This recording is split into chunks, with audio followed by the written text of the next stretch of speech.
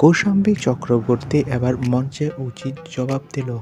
একই জবাব দিল? বিস্তারিত জানতে ভিডিওটি দেখুন।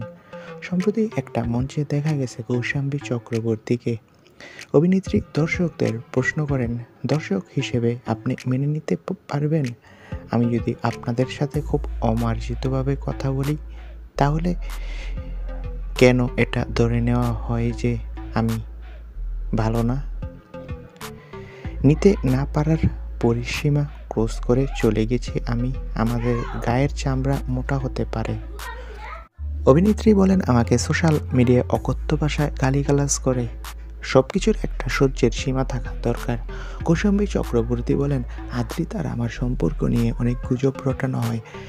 আমাদের সম্পর্ক ঠিক আছে, আর একটা কুচক্রী মহল দাবি করে আমি নাকি নতুন করে সম্পর্কে জড়িয়েছি। এটা সম্পূর্ণ মিথ্যা রটনা।